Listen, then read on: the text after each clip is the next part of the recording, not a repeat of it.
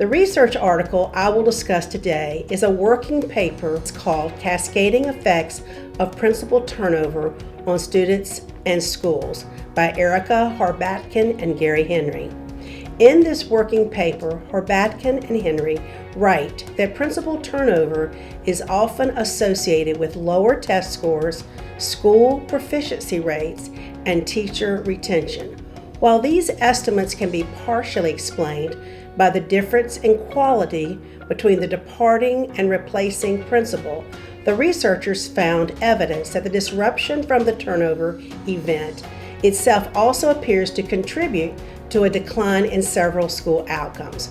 According to Harbatkin and Henry, the estimated effect sizes of principal turnover are small, but continue for up to 3 years after the transition.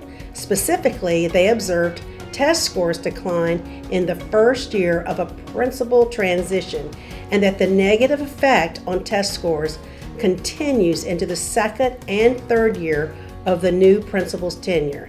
Teacher turnover also increases after a principal's transition and remains elevated for the first 3 years of the new principal's tenure. Losing multiple principals in succession, therefore, compounds the effects of principal turnover, and frequent turnover occurs regularly in the data. The researchers used some data from North Carolina, for example, and they found that nearly 10% of schools lose at least 2 principals in 3 years. Such frequent turnovers are even more common in schools with high poverty and minority student populations. More than 12% of schools in the highest quartile of economically disadvantaged students lost at least 2 principals in 3 years. By comparison, about 7% of schools in the lowest quartile of economically disadvantaged students experienced at least 2 principal turnovers during the same time period. The authors write that one of the challenges of identifying the effects of principal turnover is that any staffing change has a replacement component. Any 2 principals will vary in their effectiveness, and this difference in effectiveness is confounded with the effect of the turnover. For example, if the replacement principal is less effective than the departing principal, the combined effect of the replacement and the turnover event itself translates to an even greater setback for students in the school. Conversely, replacing a low-performing principal with an effective one could mitigate some of the negative effects of turnover. In the paper, the authors provide a set of estimates that aim to separate the turnovers that are likely to be voluntary, where the departing principal could be either high or low performing, from those that may be involuntary, which would often signal poor performance of the departing principal. They also found that principal transitions resulting from voluntary principal departures produce consistent negative effects on school performance. Specifically, they found that principal transitions resulted from voluntary departures are associated with a 0.01 standard deviation decrease in average test scores school-wide, and about a 0.7 percentage point decrease in school level proficiency, and a 1.7 percentage point increase in teacher turnover. Overall, the findings from this research have relevance for both practitioners and policymakers. In particular, these negative effects highlight a trade-off for school district officials making staffing decisions. Replace an underperforming principal and absorb a small negative effect on school outcomes, or make efforts to retain and develop a struggling principal to avoid the disruption associated with a principal transition. It is clear that even a small effect at the school level has far-reaching implications because it affects all students and teachers in a school. However, a small effect may be mitigated by a strong replacement principal who will benefit the school in the long run. Harbatkin and Henry's findings suggest that school district officials making these decisions should consider the following: the difference in effectiveness between the underperforming principal and the available pool of replacement principals. If an effective replacement is not available, the school may be better off if the district makes efforts to develop rather than replace the existing principal with a novice principal.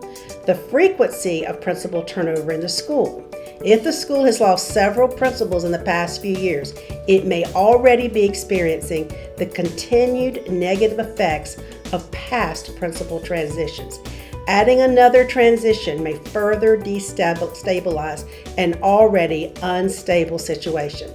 Alternatively, rapidly replacing an ineffective principal, assuming the principal's performance can be attributed to ineffectiveness rather than the disruption of the multiple transitions, may help a school rebound more quickly from ineffective leadership than delaying an inevitable transition for multiple years. To that end, districts would benefit from considering the magnitude of a principal's underperformance relative to the compounded negative effects of multiple transitions. Policymakers, meanwhile, would benefit from considering these findings in the context of federal requirements to improve the lowest performing schools.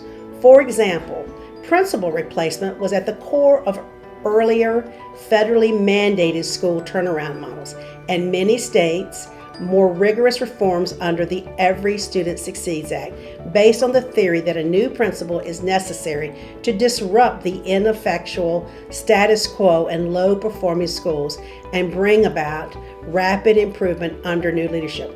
But if the disruption from the principal turnover precipitates its own set of negative consequences for the school, any positive effects of school reform may take time to emerge or may be muted in the first years of the new principal's tenure. To that end, policymakers charged with reforming low-performing schools should consider the following: both the cost and benefits of principal replacement.